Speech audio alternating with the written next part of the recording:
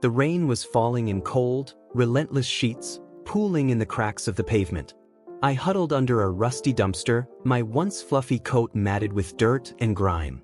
My belly growled, but hunger was a feeling I had grown used to. Life on the streets was lonely, cruel, and uncertain, but it was all I had known for as long as I could remember. I had no name, just the endless whispers of the city that echoed through the alleys at night. Humans walked past me every day, their eyes full of purpose but devoid of warmth. They saw me, but they didn't see me. Until her. She was different. I first noticed her sitting on a bench at the park, her face buried in her hands. Her shoulders shook as if the weight of the world had crushed her spirit. For reasons I couldn't explain, I felt drawn to her. Maybe it was the way she seemed as broken as I felt, or perhaps it was the faint scent of hope clinging to her. With cautious steps, I approached. Her tear-streaked face lifted, and our eyes met. She didn't flinch, didn't turn away. Instead, she smiled, a small, fragile thing that carried more kindness than I had ever known. "Hey there, buddy," she whispered, her voice trembling. I wagged my tail, a hesitant, uncertain motion. She reached into her bag and pulled out a sandwich, tearing off a piece. Hungry? I was. Starving, actually. But what filled me that day wasn't the food, it was the feeling of being seen, of being wanted. Her name was Claire.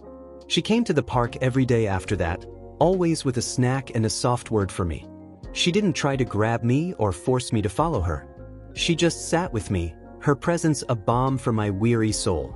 I learned about her through snippets of conversation she had with the park's regulars. She had lost someone, a fiancé, I think. Her life had unraveled, much like mine had. We were two broken things trying to find a reason to keep moving forward. One rainy afternoon, she didn't come. I waited until the park emptied, my paws growing numb from the cold ground. The thought of losing her, a connection I didn't fully understand, was unbearable. So I searched. The city was a labyrinth of smells and sounds. I wandered through crowded streets, dodging cars and ignoring the curses of strangers. I sniffed out her scent near a coffee shop, then near a tiny apartment building with peeling paint. I found her on the steps, head bowed, clutching a faded photograph. Her shoulders heaved, and I could tell she was crying again. Without thinking, I padded up to her and rested my head on her lap. She gasped, her hands trembling as she touched me. "You found me?" I didn't have words, but my wagging tail said enough. Claire took me in that night, giving me a bath that smelled of lavender and soap. The warmth of her home, the soft cushions under my tired body, it was a world I had only dreamed of. She named me Charlie, a name she said suited my old soul. Day by day, we healed together. I became her shadow, following her on long walks where she finally began to smile again. She started painting, her canvases filled with vibrant colors that reminded me of spring. But it wasn't just Claire who changed. People on the street began to notice me, a friendly, wagging tail that brought smiles to strangers. I nudged the lonely, played with children, and offered silent comfort to those who needed it. One afternoon, a boy approached us at the park.